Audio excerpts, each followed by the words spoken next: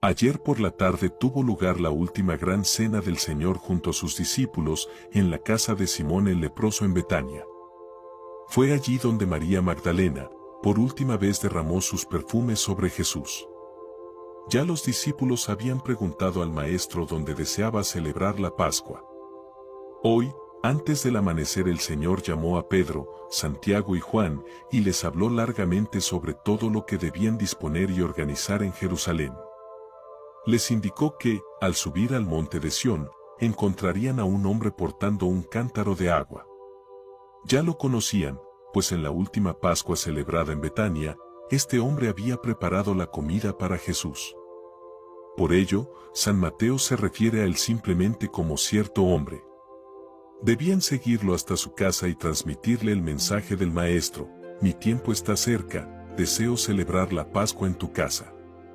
Luego serían conducidos al cenáculo, donde debían llevar a cabo todos los preparativos necesarios.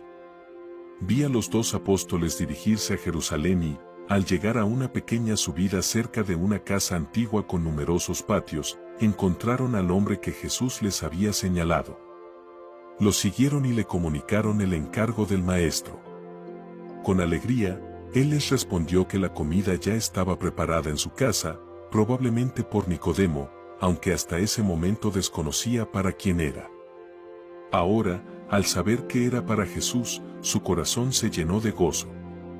Este hombre era Elí, cuñado de Zacarías de Hebrón, en cuya casa, el año anterior, Jesús había anunciado la muerte de Juan el Bautista. Elí solía viajar cada año a la fiesta de la Pascua con sus sirvientes, alquilaba una sala y preparaba la cena para quienes no encontraban hospedaje en la ciudad. Ese año había arrendado un cenáculo que pertenecía a Nicodemo y José de Arimatea. Mostró a los apóstoles la disposición del lugar y su distribución interior. En la ladera sur del monte Sión se alzaba una antigua y sólida edificación, rodeada de frondosos árboles y ubicada en el centro de un amplio patio amurallado. A la izquierda de la entrada se encontraban varias habitaciones adosadas al muro, a la derecha, la estancia del mayordomo y, junto a ella, el aposento donde la Virgen y las santas mujeres permanecieron con frecuencia después de la muerte del Señor. Antaño, el cenáculo había sido aún más amplio y sirvió como morada para los valientes capitanes de David, quienes allí se ejercitaban en el manejo de las armas. Antes de que se construyera el templo, el Arca de la Alianza permaneció en este lugar por un largo tiempo, y aún quedaban vestigios de su presencia en una cámara subterránea. Vi a Pedro y Juan dirigirse a Jerusalén y entrar en la casa de Serafia, la mujer que más tarde sería conocida como Verónica, pues era originaria de Verona. Su esposo, miembro del consejo, se hallaba ausente con frecuencia debido a sus múltiples ocupaciones, y aun cuando estaba en casa, ella lo veía muy poco. Serafia era de la misma edad que la Santísima Virgen y mantenía estrecha relación con la Sagrada Familia desde hacía muchos años. Cuando Jesús niño permaneció en el templo tras la fiesta, fue ella quien le ofreció alimento. En aquella casa, los 2 apóstoles recogieron, entre otras cosas, el cáliz que el Señor utilizaría para instituir la Sagrada Eucaristía. Aquel cáliz era un objeto maravilloso y lleno de misterio. Por la mañana, mientras Pedro y Juan permanecían en Jerusalén ocupados con los preparativos de la Pascua, Jesús, que se había quedado en Betania, se despidió con ternura de las santas mujeres, de Lázaro y de su madre, dejándoles algunas instrucciones. Vi al Señor conversar a solas con su madre, entre sus palabras, le confió que había enviado a Pedro, el apóstol de la fe, y a Juan, el apóstol del amor, para disponerlo todo en Jerusalén. También habló de María Magdalena, cuyo amor por él era inmenso, pero su dolor aún estaba marcado por la fragilidad humana, razón por la cual la desesperación la dominaba. Además, le mencionó el plan que tramaba Judas, y la Virgen Santísima, con el amor de una madre, elevó sus súplicas por él. Judas había partido de Betania con la excusa de realizar un pago en Jerusalén, pero pasó el día recorriendo las casas de los fariseos, ultimando con ellos los detalles de su traición. Le presentaron a los soldados encargados de arrestar al Señor y calculó cada movimiento para justificar su ausencia. regresó junto a Jesús poco antes de la cena.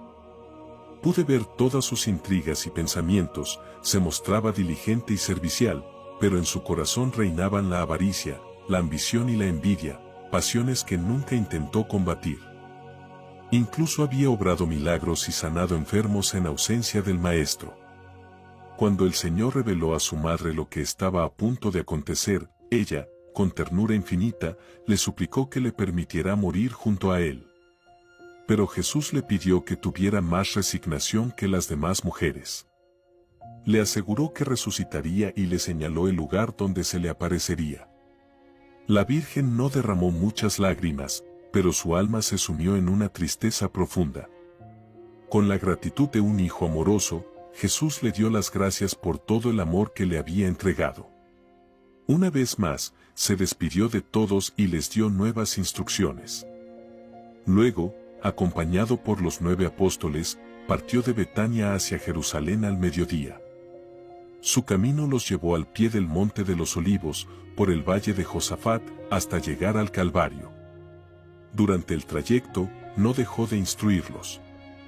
Les dijo, entre otras cosas, que hasta ese momento les había dado su pan y su vino, pero que aquella noche les entregaría su propia carne y su propia sangre, dejándoles así todo cuanto poseía. Su voz estaba impregnada de tal dulzura, su semblante reflejaba un amor tan puro, que parecía que su alma entera se derramaba en deseo de darse a los hombres. Sin embargo, los discípulos no comprendieron sus palabras y pensaron que hablaba del Cordero Pascual.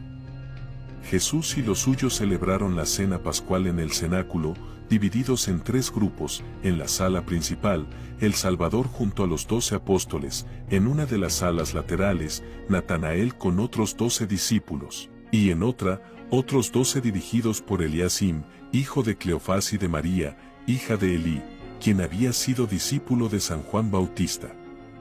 Para ellos, se sacrificaron 3 corderos en el templo. Había, además, un cuarto cordero, que fue inmolado en el propio cenáculo. Este fue el que Jesús compartió con sus apóstoles. Judas desconocía este detalle, sumido en sus maquinaciones, no estaba presente cuando se llevó a cabo el sacrificio y regresó apenas unos instantes antes de la comida. El sacrificio del cordero destinado al Señor y a los apóstoles fue un acto profundamente simbólico. Se llevó a cabo en el vestíbulo del cenáculo, mientras los discípulos entonaban el Salmo XV2. Jesús habló entonces de la llegada de una nueva era, explicando que los sacrificios de Moisés y la figura del Cordero Pascual estaban a punto de cumplirse. Por esta razón, el Cordero debía ser inmolado del mismo modo que en Egipto, pues estaba por consumarse la verdadera liberación de la esclavitud.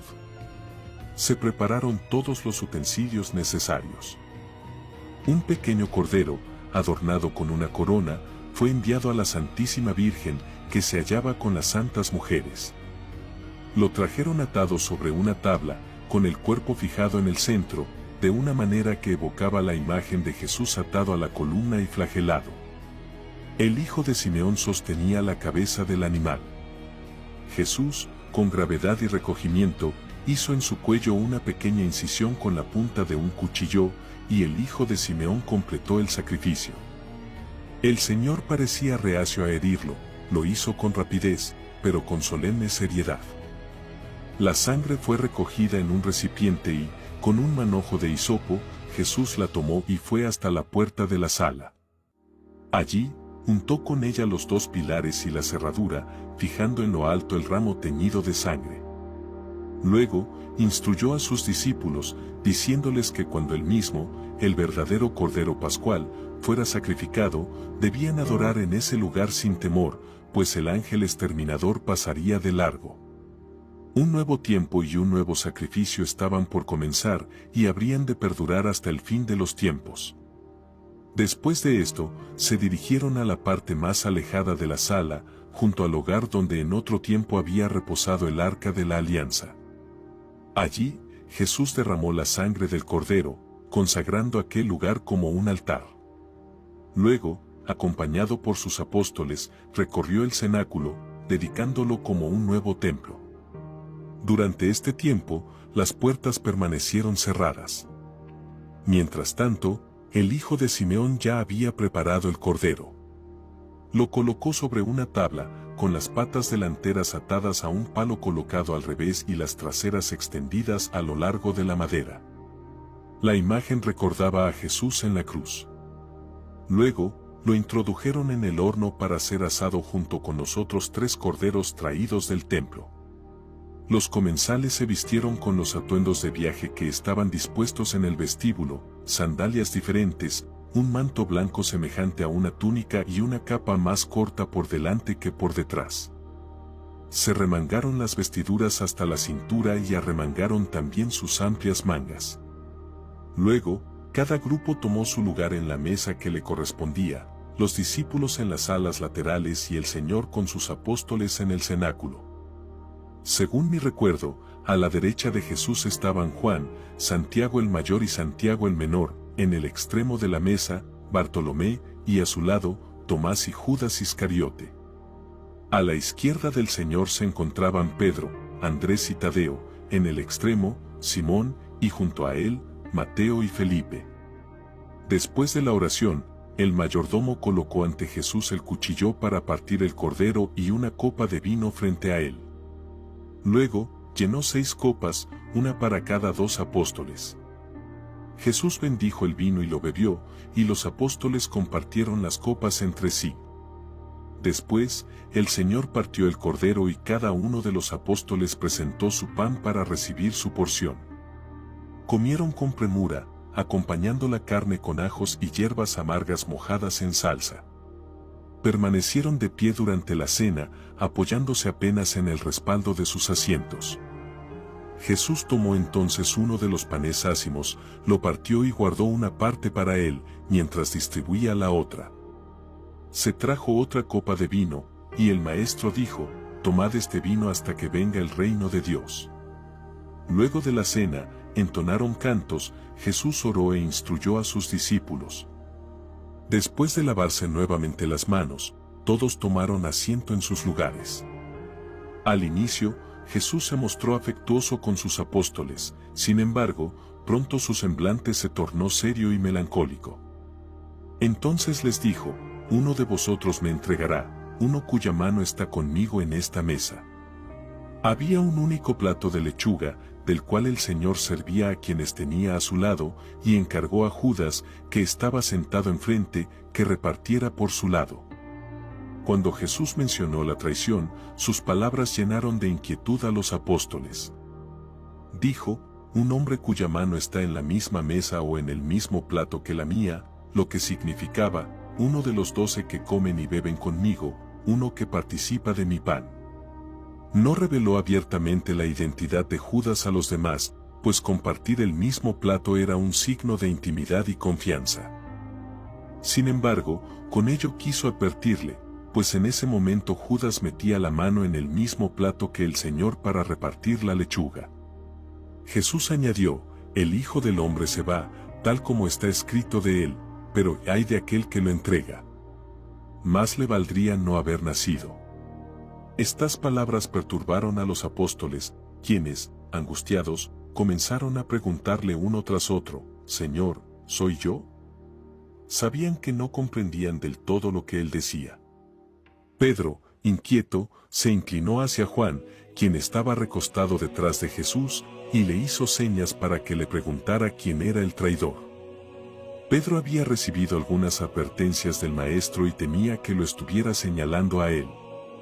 Juan, que estaba sentado a la derecha de Jesús, comía apoyado sobre su brazo izquierdo y usaba la mano derecha. Su cabeza descansaba cerca del pecho del Señor. Se recostó sobre su seno y le susurró: «Señor, ¿quién es?». Entonces recibió la señal de a quién se refería. No vi que Jesús se lo dijera con los labios, sino que Juan lo comprendió cuando el Señor mojó un pedazo de pan con la lechuga y se lo presentó afectuosamente a Judas. Judas también preguntó: «Señor, ¿soy yo?». Jesús lo miró con amor y le respondió en términos generales. Para los judíos, recibir pan mojado de manos de otro era un gesto de amistad y confianza. Jesús, con ternura y cordialidad, intentó hacerle comprender la gravedad de su acción sin exponerlo ante los demás. Pero Judas, lejos de conmoverse, ardía en su interior con una rabia silenciosa. Durante la comida, vi junto a él una figura espantosa, sentada a sus pies, que en ciertos momentos ascendía hasta su corazón. No vi que Juan le revelara a Pedro lo que había comprendido, pero con su mirada logró tranquilizarlo. Al terminar la cena, se levantaron de la mesa y comenzaron a acomodar sus vestiduras, según la costumbre previa a los actos solemnes. En ese momento, el mayordomo entró con 2 criados para retirar la mesa. Jesús le pidió que trajera agua al vestíbulo y luego salió de la sala junto con sus sirvientes. De pie, en medio de sus apóstoles, les habló con gran solemnidad durante un tiempo. No puedo recordar con precisión cada palabra de su discurso, pero sé que habló de su reino, de su regreso al Padre y de lo que dejaría al separarse de ellos. También enseñó sobre la penitencia, la confesión de las culpas, el arrepentimiento y la justificación. Comprendí que estas palabras estaban relacionadas con el lavatorio de los pies. Vi que todos reconocían sus pecados y se arrepentían, excepto Judas, cuyo corazón permanecía endurecido. Su discurso fue largo y solemne. Cuando concluyó, Jesús envió a Juan y a Santiago el menor a buscar agua en el vestíbulo y pidió a los apóstoles que dispusieran las sillas en semicírculo. Luego, se dirigió al vestíbulo y, tras ceñirse una toalla alrededor del cuerpo, se preparó para lavarles los pies. Mientras tanto, los apóstoles intercambiaban palabras entre ellos, debatiendo quién sería el primero entre ellos. Jesús les había anunciado con claridad que pronto los dejaría y que su reino estaba próximo. Sin embargo, seguían convencidos de que el Señor tenía un plan secreto y que hablaba de un triunfo terrenal que se revelaría en el último momento. Desde el vestíbulo, Jesús ordenó a Juan que trajera un baño y a Santiago que llevara un cántaro lleno de agua. Luego, lo siguieron hasta la sala, donde el mayordomo había dispuesto otro baño vacío. Jesús entró con humildad y, con suavidad en su voz, reprendió a los apóstoles por la discusión que habían sostenido entre ellos. Les recordó que él mismo era su servidor y les pidió que tomaran asiento para lavarles los pies. Se sentaron en el mismo orden en que habían estado en la mesa, y el Señor, lleno de ternura, pasó de uno en uno, derramando agua sobre sus pies con el baño que sostenía Juan y secándolos con el extremo de la toalla con la que se había ceñido.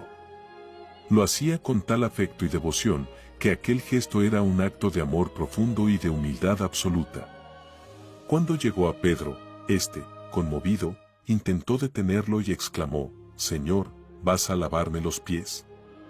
Jesús le respondió: «Ahora no comprendes lo que hago, pero lo entenderás después». Me pareció que en privado le susurró: «Simón, has recibido de mi Padre la gracia de saber quién soy, de dónde vengo y a dónde voy. Tú solo lo has confesado abiertamente, y por eso edificaré sobre ti mi iglesia, y las puertas del infierno no prevalecerán contra ella. Mi fortaleza acompañará a tus sucesores hasta el fin del mundo». Luego, Jesús lo señaló a los demás apóstoles y dijo: «Cuando yo me haya ido, él ocupará mi lugar». Pero Pedro, en su ardor, respondió: «Vos jamás me lavaréis los pies». Jesús, mirándolo con firmeza, le dijo: «Si no te lavo los pies, no tendrás parte conmigo». Entonces Pedro, sobrecogido, exclamó: «Señor, entonces lavadme no solo los pies, sino también las manos y la cabeza». Jesús, con dulzura, le replicó: «Aquel que ya está limpio solo necesita lavarse los pies, pues está purificado en todo lo demás. Vosotros estáis limpios, pero no todos». Sus palabras iban dirigidas a Judas. Jesús hablaba del lavatorio de los pies como una purificación de las faltas cotidianas, pues los pies, en contacto constante con la tierra, se ensucian con facilidad a menos que se vele por su limpieza. Este lavatorio no era solo un acto externo, sino un signo espiritual, una especie de absolución. Pedro, en su celo, solo veía en ello una humillación demasiado grande para su maestro, sin comprender que, al día siguiente, Jesús se humillaría aún más, entregándose a la muerte ignominiosa de la cruz para salvarlo. Cuando llegó el turno de Judas, Jesús lo lavó con la misma cordialidad y afecto que a los demás. Se inclinó, acercó su rostro a sus pies y, en voz baja, le dijo que debía reflexionar y entrar en sí mismo, pues hacía ya un año que su corazón había sido infiel.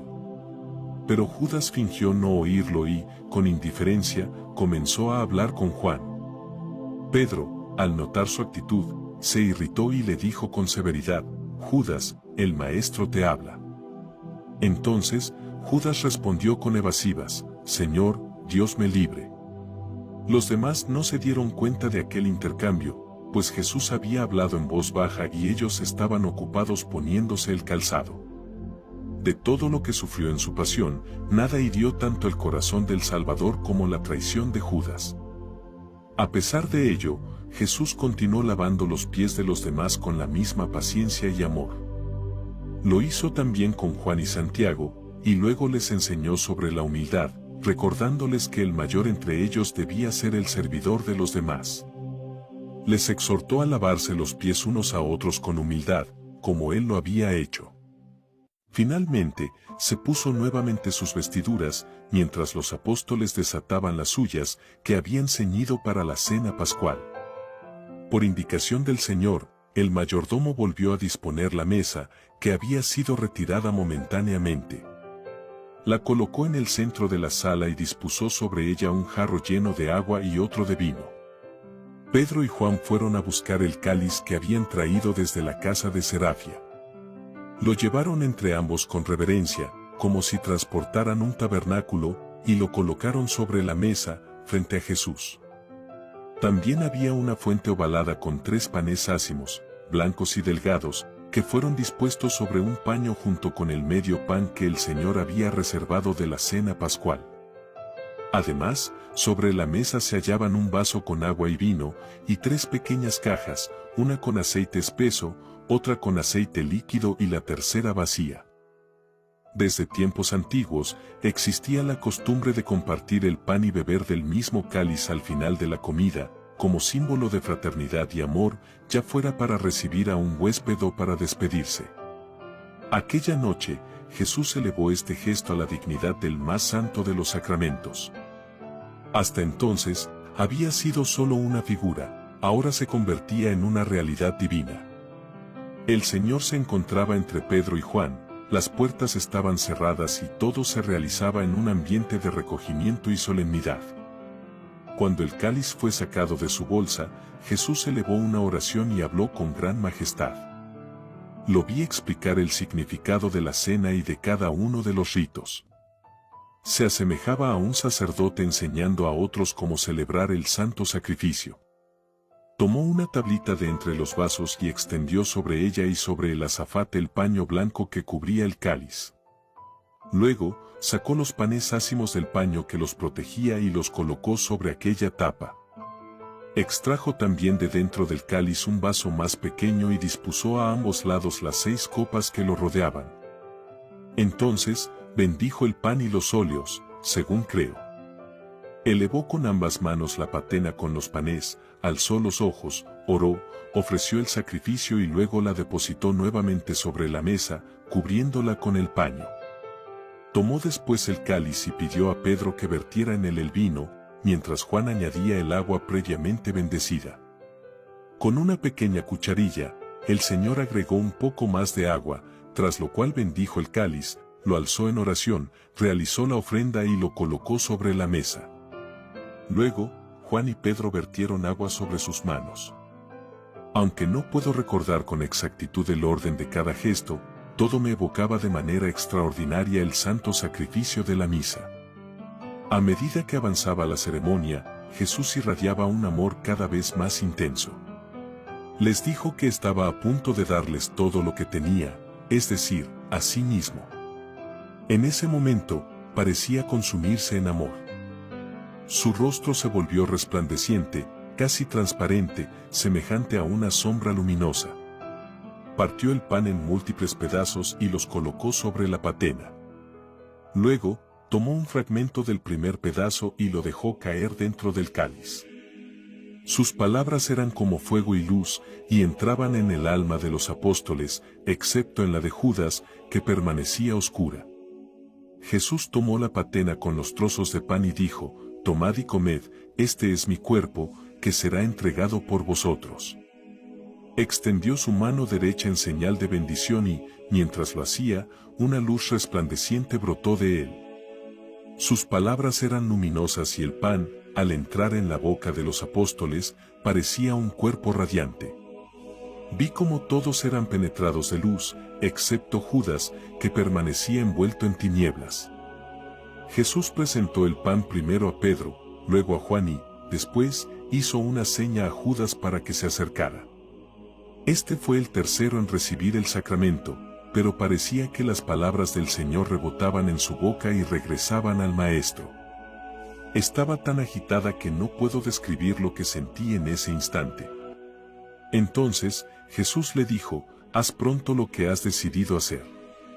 Judas, sin pronunciar palabra, se levantó y salió del cenáculo. Los demás pensaron que el Señor le había encomendado algún encargo.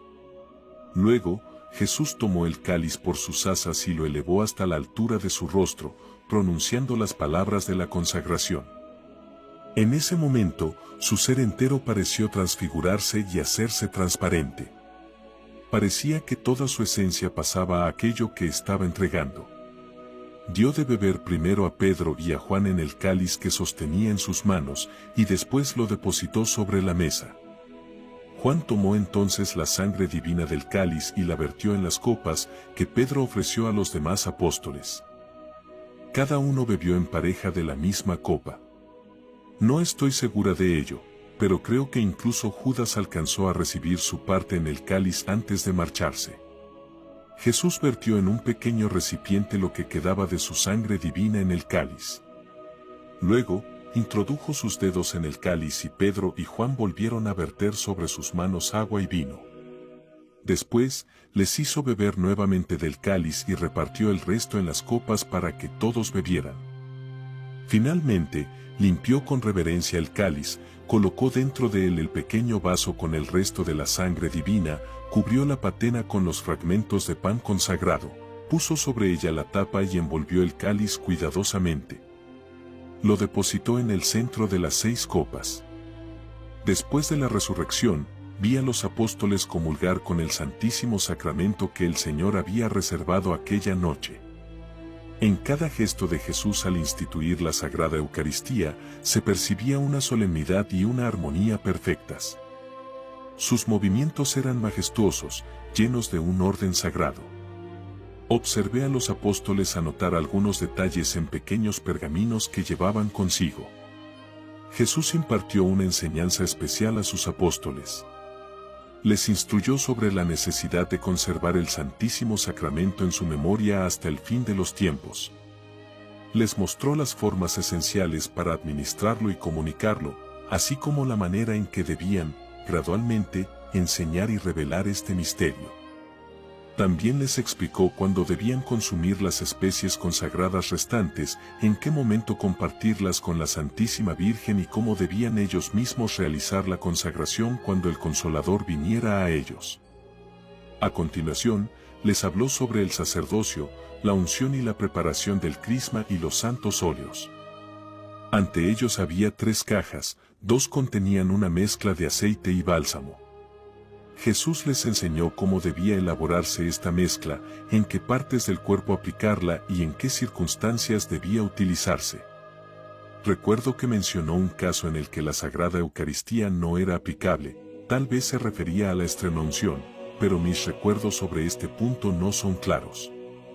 También habló de diversas unciones, especialmente las de los reyes, explicando que incluso aquellos gobernantes inicuos que eran ungidos recibían de esta unción una fuerza especial. Luego, vi a Jesús ungir a Pedro y a Juan. Posó sus manos sobre sus cabezas y hombros, mientras ellos juntaban las manos, cruzando sus pulgares en forma de cruz, y se inclinaban profundamente ante él, casi hasta arrodillarse. Jesús ungió sus pulgares e índices y trazó con el crisma una cruz sobre sus frentes. Les aseguró que aquella unción permanecería hasta el final de los tiempos. Después, consagró también a Santiago el menor, Andrés, Santiago el mayor y Bartolomé. Vi cómo colocó sobre el pecho de Pedro una especie de estola que llevaba al cuello, mientras que a los otros se la dispuso sobre el hombro derecho. A través de esta unción, Jesús les transmitió algo sagrado y sobrenatural que no puedo describir con exactitud. Les anunció que cuando recibieran el Espíritu Santo, ellos mismos consagrarían el pan y el vino y conferirían la unción a los demás apóstoles. En ese momento, se me mostró que el día de Pentecostés, antes del gran bautismo, Pedro y Juan impusieron las manos sobre los otros apóstoles, y 8 días después lo hicieron con muchos discípulos. Tras la resurrección, Juan presentó por primera vez el Santísimo Sacramento a la Virgen Santísima. Aquella ocasión fue celebrada por los apóstoles, aunque la Iglesia en la actualidad ya no conmemora esta festividad. Sin embargo, la veo celebrarse en la Iglesia triunfante. En los primeros días después de Pentecostés, vi a Pedro y a Juan consagrar la Sagrada Eucaristía por sí solos. Más adelante, los demás apóstoles hicieron lo mismo.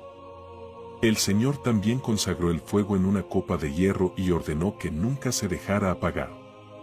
Fue resguardado junto al lugar donde se guardaba el Santísimo Sacramento, en una sección del antiguo hornillo pascual, de donde siempre se tomaba para los usos sagrados.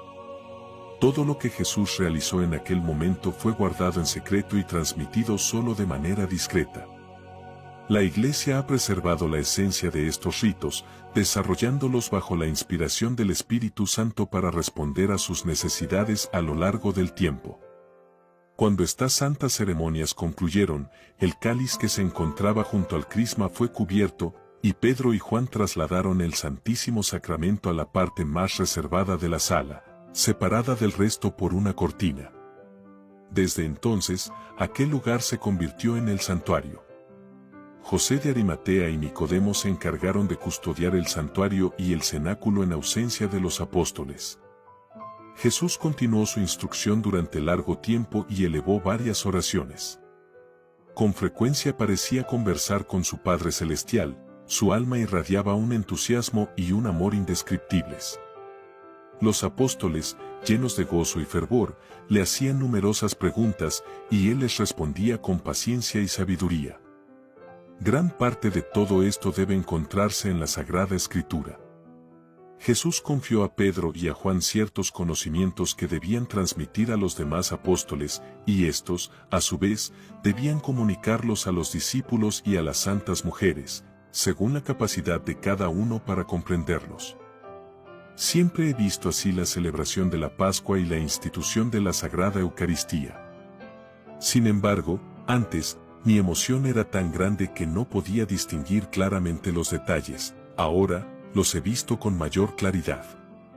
Se perciben los corazones desde dentro, se siente el amor y la fidelidad del Salvador, y se sabe con certeza todo lo que está por suceder. Al comprenderlo, el alma se inflama de gratitud y amor, y se vuelve incomprensible la ceguera de los hombres, la ingratitud del mundo y la gravedad de sus pecados. La Pascua de Jesús se realizó con rapidez, pero en total conformidad con las prescripciones legales. Los fariseos, sin embargo, añadían minuciosas observancias y detalles superfluos. Descubre las historias más asombrosas y desconocidas de la Iglesia Católica. Únete a nuestro canal, dale like, comparte y deja que la fe te inspire con relatos que no encontrarás en ningún otro lugar.